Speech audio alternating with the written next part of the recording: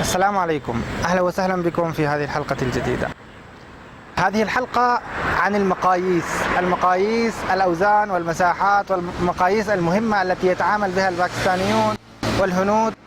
الباكستانيين والهنود وشبه القارة عموما يقيسون بمقاييس أخرى مختلفة عن العرب تماما، حتى أننا لا نجد لها معادلات عربية.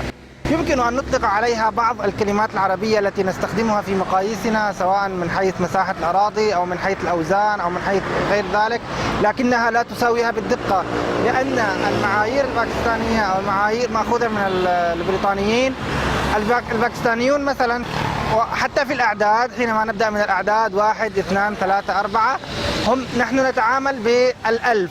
الألف عندنا وحدة قياس رئيسية، الألف 2000 5000 10000 100000.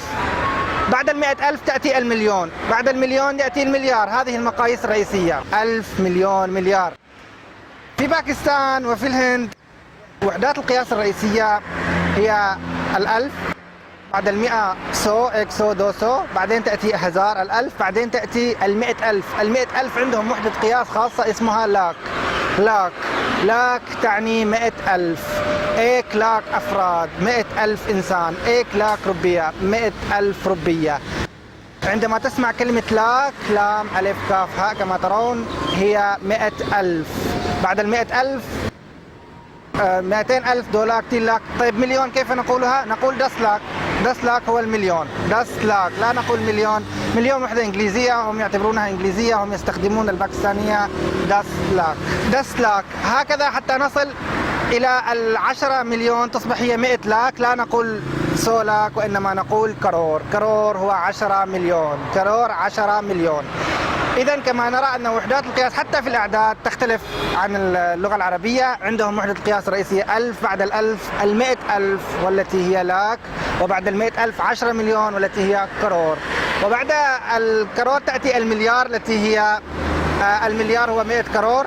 100 كرور، 110 مليون، 100 كرور، مليار، نقول له أرب. إذا فالأعداد هي ليست عرب بالعين وإنما بالألف. أرب أي مليار، لاك 100,000، كرور 10 مليون، وأرب مليار.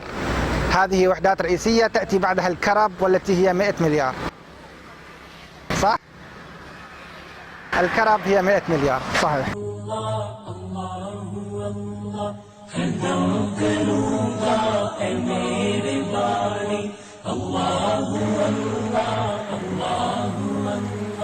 जब सांस लूं मैं हो जाए जारी أهم وحدة القياس في باكستان والهند، أهم وحدة قياس للمساحة في باكستان والهند هي المرلة. المرلة كما ذكرنا أن كل المصطلحات التي سنطلقها الآن لا تساوي مصطلحات عربية، لأن القياس يختلف تماما. نحن نقيس بالسنتيمتر والكيلومتر والمتر، وهم يقيسون بالإنش والفوت وغير ذلك. فعندهم المرلة هي وحدة القياس الأساسية في القصبة، والمرلة تساوي 30 متر مربع. 30 متر مربع. المرلة هي 30 متر مربع. المرلة هي 30 متر مربع. وحدات القياس ليست ثابتة. وحدات القياس في باكستان تختلف عن وحدات القياس في الهند، لكن سنتكلم عن الوحدة الشائعة. القصبة هي 30 متر مربع، وهي تساوي، أو المرلة هي القصبة وتساوي 30 متر مربع. القصبة عندنا هي 11 متر ب3 أمتار، تقريبا 33 متر أو 30 مترا، وفي باكستان تسمى مرلة. فالمنزل يقيسونه بالمرلة.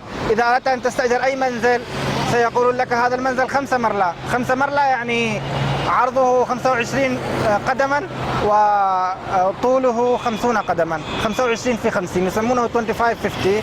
25 في 50 بتجيس بتجاس، أو 5 مرلة. 5 مرلة أي 5 قصبات. المرلة تقريبا هي القصبة بالعربية.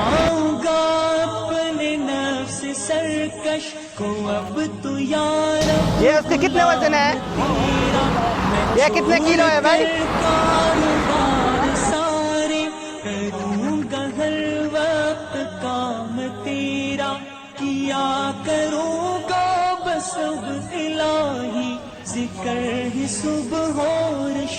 مقياس آخر لمساحة الأراضي هو كنال، وكنال هو 20 مرلة، أي ما يساوي 500 متر مربع. وليس هناك مصطلح عربي يعادل مصطلح كنال، إلا أنه يمكن أن يقال هو نصف دنم. هو نصف دنم، لأن دنم هو 1000 متر مربع وكنال 500 متر مربع، فكنالين يعني 2 كنال يساوي دنم. وحدة المساحة الرئيسية الأخرى هي الأكر. الأكر يعادل تقريبا الفدان. الأكر هو 4046 متر مربع، بينما الفدان 4200 متر مربع. تجاوزا نستطيع أن نقول أن الأكر يساوي الفدان، وهو وحدة قياس إنجليزية ويتم استخدامها أيضا في قياس المساحات في باكستان، وهو يعادل تقريبا 8 كنال.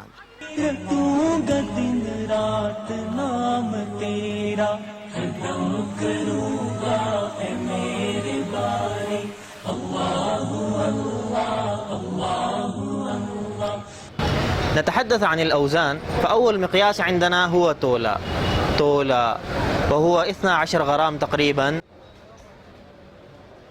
ويعادله في العربية أوقية الذهب والفضة.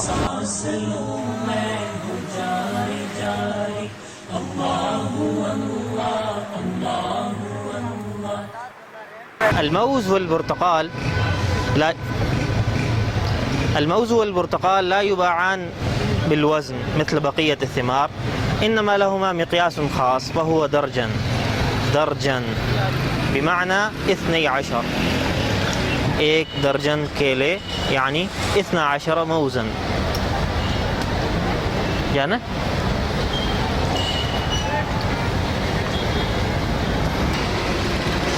1 درجن مالटे 12 بلتق. 1 درجن مالटे 12 برتقالا، فدرجن يعني 12. 1 درجن، 2 درجن، 3 درجن، 4 درجن. هذا هو المقياس الخاص بالموز والبرتقال.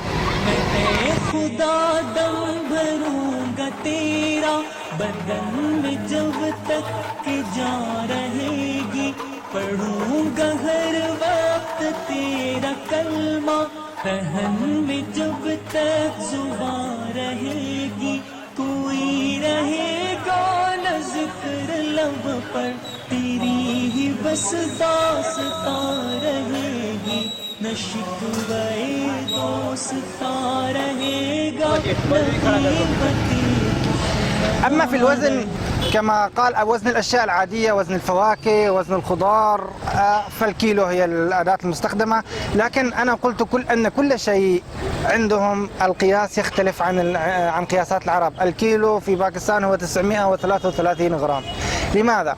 لأنهم يعتمدون في وحدة القياس الأساسية وهي الباو، والتي يعني هي قريبة من الأوقية في العربية، لكن هي ليست أوقية، هي 233 غرام. يمكن أن نقول هي ربع كيلو. هي ربع كيلو في الأردية، لكن مجموعها لأنها 233 غرام يكون المجموع الكامل هو 930 غرام وليس 1000 غرام. لكن تجاوزا يقال أن الكيلو 1000 غرام. كيلو 1000 غرام، كيلو 1000 غرام. ربع كيلو باو، ربع كيلو. 2 باو نصف كيلو، لا نقول آدا كيلو، نقول 2 باو. 2 باو 3 باو 1 كيلو. بعد الكيلو ماذا يأتي؟ بعد الكيلو يأتي ال5 كيلو. ال5 كيلو هي الدري، ومثلا البطاطا والبصل يباع بهذا الوزن دري. وبعد ال5 كيلو يأتي عندهم ال40 كيلو، وهو من 40 كيلو يعني مدين. عندنا المد 20 كيلو تقريبا، ومد الملح 50 كيلو بالعربية، مد القمح 20 ومد الملح 50. أما المد عندهم المن 40 كيلو. المن 40 كيلو، ليس 40 كيلو بالتمام، هو 37.3، لكن تجاوزا 40 كيلو. المن 40 كيلو. الباو ربع كيلو. الكيلو 1000 غرام. ودري هو 5 كيلو. एक باو कितने का अंगूर का 50 रुपया. يبيعون العنب بالباو بالأوقية، لأن العنب هنا قليل، ليس مثل أفغانستان. أفغانستان 3/4 الموسم العنب عندهم أصلا فاكهة برية لا أحد يزرعه وينمو بنفسه، أما هنا فهو قليل جدا يستورد من أفغانستان، يبيعونه بالأوقية باو، الباو ب50 روبية، الكيلو ب200 روبية، يعني قرابة $2.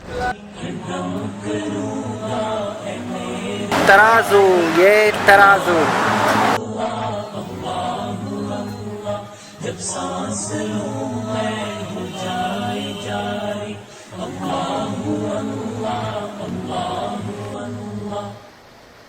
تبدأ الأطوال الأردية بالإنش، الإنش الإنجليزي الذي هو البوصة 2.5 سنتيمتر. الوحدة القياس الرئيسية هي الفوت، القدم، يقول لها فوت الكلمة الإنجليزية، القدم، لا يقيسون بالسنتيمتر أبدا، القياس بالفوت، حتى قياس الأراضي، قياس العقارات، قياس الأشياء كله بالقدم بالفوت. لكن في الثياب، بالنسبة للثياب عندما يقطعون لك الثياب لا تقل له أريد متر من الثياب أو متر من الستائر أو متر من السجاد أو متر من الموكيت، لا يفهمون بالمتر. تقول له الكلمة الرئيسية لقياس الثياب هي غز، وحدة قياس الثياب غز. غز هو 3 أقدام تقريبا، الذي يساوي بالإنجليزية ياردة. الياردة الإنجليزية ليس بالضبط ياردة وليس بالضبط متر، لكن مجازا نقول هو متر، الجز هو متر والجز هو ياردة، وإنما هو وحدة قياس مختلفة تساوي تقريبا 97 سنتيمتر، تقريبا متر. فعندما نقول جز يعني متر. الثياب تقاس بالجز، تقول له مثلا الساري، نعرف أن الساري الهندي التقليدي هذا الذي تلبسه النساء، هذا هو عبارة عن قطعة من القماش طويلة طولها 6 جز، 6 أمتار. والباكستاني لأنهم طبعا محافظون أكثر ولأنهم لا يكشفون الأشياء التي يكشفها الهنود فيشترونه 8 جز، 8 جز. وحتى هذا الثوب مثلا الشروال القميص يقاس بالجز، له طول معين. للأطفال بحسب العمر يقيسون كم جز يحتاج. الجز هو المتر، هو الياردة الإنجليزية، ياردة أو متر.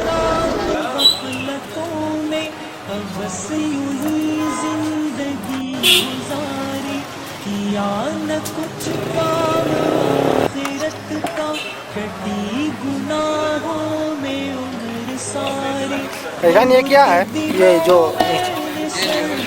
नमक है, खाली नमक है ना? يقول أن هذا ملح صافي. मैं तौबा करता हूँ मेरे बारी, दम करूँगा ए मेरे बारी। अल्लाह अल्लाह अल्लाह